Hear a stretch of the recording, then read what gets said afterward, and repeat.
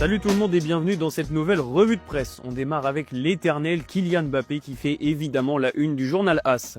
Il est infini comme l'écrit la presse espagnole. L'attaquant du Real Madrid a été l'acteur majeur du succès 3-0 des siens sur la pelouse de l'Athletic Bilbao avec 2 buts et une passe décisive. Mbappé a ouvert le score au terme d'un rush clinique avant de voir Eduardo Camavinga doubler la mise sur une passe décisive de la tête du numéro 10 et enfin d'inscrire un doublé sur une frappe lointaine qui a laissé Unai Simon sans réaction. Mbappé éteint l'incendie à Bilbao. Tout le monde s'attendait à une rencontre compliquée pour le Real. Finalement, il aura simplement suffi du kicks, de son talent et d'une partition parfaite pour que Bilbao s'éteigne. Évidemment, la presse espagnole est très élogieuse au sujet du numéro 10 tricolore. Le roi Mbappé, écrit le journal AS. Déjà 16 buts en championnat pour Mbappé qui réalise le meilleur début de saison de sa carrière au niveau statistique. C'est le Real Mbappé, écrit le journal L'Équipe. Même son de cloche en Italie pour la Gazzetta dello Sport. Si cette nouvelle masterclass de Kylian Mbappé est une aubaine pour le Real, c'est aussi le symbole d'une équipe qui a beaucoup de mal à se réinventer offensivement quand Mbappé est moins en réussite. Après la rencontre, Xabi Alonso a encore parlé en positif de son meilleur joueur. Sí, pues Kylian está en un muy buen momento, ¿no? Hoy ha vuelto a meter 2 goles, 2 golazos y luego la movilidad que han tenido, la conexión con Vini ha sido muy buena, el equipo ha salido desde el primer minuto a jugar a ganar el partido con buena concentración, con buena intensidad, con muy buen ritmo y nos hemos hecho dueños del partido en esa primera parte. La segunda igual no hemos tenido tanto balón, pero hemos seguido teniendo el control y era un momento importante después de 3 empates fuera de casa para volver a ganar fuera y el domingo volvemos a casa. Le point noir de cette rencontre, c'est la blessure de Trent Alexander-Arnold. Le latéral droit du Real accélère et freine en même temps, écrit AS. Il a réalisé son meilleur match avec le Real et comme cette saison est compliquée pour lui, il a fini par une sortie sur blessure. Un coup dur pour le Real qui doit déjà faire sans Dani Carvajal. Un petit mot sur le Barça et sur Rafinha. Que c'est bon de te revoir, souligne la presse catalane. Le Brésilien a été un joueur clé dans le succès précieux contre l'Atlético de Madrid mardi soir. Il a inscrit le but de l'égalisation, mais il a surtout été hyper actif en défense et dans le pressing. Son retour est sûrement la meilleure nouvelle possible pour le Barça. Direction l'Angleterre où Arsenal n'a pas prévu de ralentir la cadence. Les Gunners se sont imposés 2-0 face à Brentford grâce à des buts de Mikel Merino et Bukayo Saka. Voilà Arsenal largement leader de Premier League avec 5 points d'avance sur Manchester City. Merino fait parler en Angleterre, le milieu de terrain espagnol est toujours aussi efficace qu'il joue au milieu de terrain ou en faux neuf. C'est lui qui a ouvert le score hier, un but qui donne raison à Mikel Arteta qui n'a jamais hésité à lui donner des responsabilités sur le plan offensif. Mais si tout va bien pour Arsenal sur le plan comptable, les blessures ont de quoi inquiéter le leader du championnat. Declan Rice a dû sortir après avoir ressenti une gêne au mollet, tout comme Christian Mosquera qui a quitté ses partenaires en première période. Ils viennent s'ajouter à la liste interminable de blessés du côté d'Arsenal. William Saliba, Gabriel, Leandro Trossard mais aussi Kai Havertz. Arsenal a de l'avance en tête de la Première Ligue, mais Mikel Arteta sait que tout peut rapidement s'inverser et les Gunners ont déjà été piégés par leur effectif léger les saisons passées. D'ailleurs, le coach espagnol a poussé un coup de gueule sur le calendrier surchargé de la Première Ligue. Maintenant, nous jouons mercredi soir et nous devons aussi jouer samedi. Oui, on peut enchaîner les minutes, mais si on pouvait nous donner juste un peu plus de temps pour récupérer et rendre la récupération de ces joueurs un peu plus facile, ce serait parfait. Donnez-nous un jour de plus, surtout aux équipes qui jouent beaucoup en Europe. Pour tout le monde en général, je pense qu'on peut le faire parce qu'on en tirera tous les bénéfices. Derrière, Manchester City gagne mais ne rassure pas. Le succès 5-4 contre Fulham pose beaucoup de questions au sujet du style de jeu des Sky Blues. La presse anglaise se demande même si City peut gagner le titre avec un style passionnant mais chaotique. Sur les 2 derniers matchs, Manchester City a encaissé 6 buts mais a pris 6 points.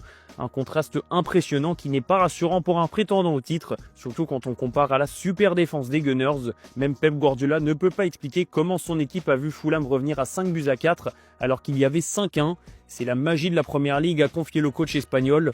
Une explication qui ne suffira pas à rassurer les supporters de City. De son côté, Liverpool souffle un peu et Florian Wirtz aussi. Les joueurs d'Arne Slot ont encore frôlé la catastrophe à domicile face à Sunderland. Finalement, les Reds ont égalisé en fin de match grâce à un but contre son camp de Nordi Mukiele provoqué par Florian Wirtz. Toujours pas de but en championnat pour le milieu offensif allemand, mais une performance rassurante qui laisse présager de bonnes choses pour la suite.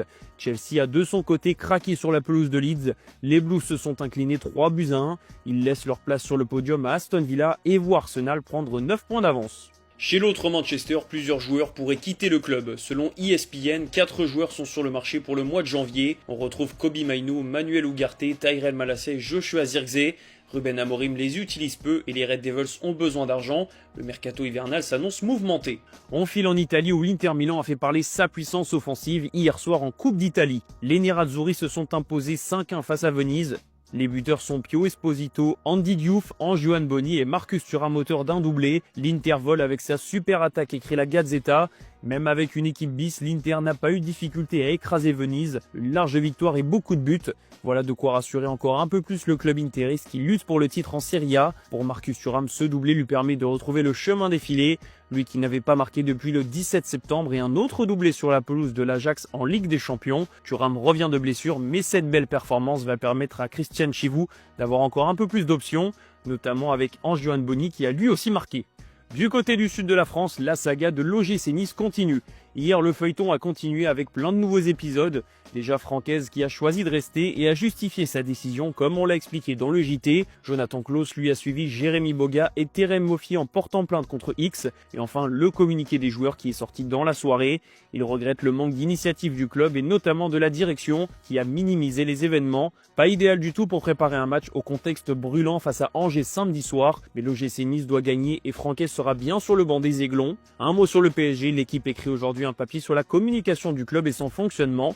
Les joueurs du PSG sont plus sollicités que ceux du Real Madrid. Déjà 181 interviews flash en 5 journées de Ligue des Champions, alors que le Real qui est deuxième n'en est qu'à 145. Les chiffres sont énormes et ça explique le fonctionnement plus que carré du PSG sur la com. C'est notamment le seul club de Ligue 1 qui n'envoie aucun joueur en conférence de presse d'avant-match. Il n'y a que Luis Enrique qui tourne entre 500 et 600 interventions dans les médias par an. Du côté du terrain, il y en a un qui se montre de plus en plus, c'est Warren Zaïre-Emery. Voilà 2 mois et demi que l'international français n'a plus été remplaçant. Il a profité des blessures, mais il s'est surtout remis la tête à l'endroit. Zaïre-Emery va mieux et ça se voit. Sa convocation avec les espoirs en octobre dernier lui a fait du bien. Depuis, il est de nouveau titulaire au PSG et on l'a revu avec les Bleus. Son objectif est de jouer la Coupe du Monde et à ce rythme, il est bien parti pour être du voyage en Amérique. On va finir cette revue de presse en Allemagne où le Bayern Munich a eu du mal à éliminer l'Union Berlin en 8e de finale de Coupe d'Allemagne. Un but d'Harry Kane et 2 buts contre son camp des Berlinois ont permis au Bayern de se hisser en quart de finale. Le club bavarois enchaîne même si la défense est un peu plus friable ces derniers temps. Les hommes de Vincent Kompany ont surtout été très efficaces offensivement, 6 tirs, 6 cadrés et 3 buts, alors que l'Union Berlin a frappé 19 fois. Ce 8e de finale de Coupe d'Allemagne aura aussi permis à beaucoup de monde de découvrir Kenneth Schorn. Le prodige du Hertha Berlin a inscrit son premier but en pro à seulement 16 ans lors de la large victoire face à Kaiserslautern. Il a dépassé Jude Bellingham qui était le buteur le plus jeune de l'histoire de la compétition. Bild a écrit un nouvel article sur le phénomène et a rappelé tous les clubs qui le suivent de près. Dans cette liste, on retrouve le PSG, Manchester United, le Barça, le Real Madrid et évidemment le Bayern Munich qui sont déjà intéressés par le tout jeune milieu allemand qu'on compare déjà à Toni Kroos. Sa valeur marchande a déjà doublé et si ça continue comme ça, il deviendra très sûrement le joueur le plus cher de la 2e division allemande. Voilà, c'est la fin de cette revue de presse les amis, merci de l'avoir suivi et on se donne rendez-vous comme d'habitude en fin d'après-midi pour le JT Foot Mercato.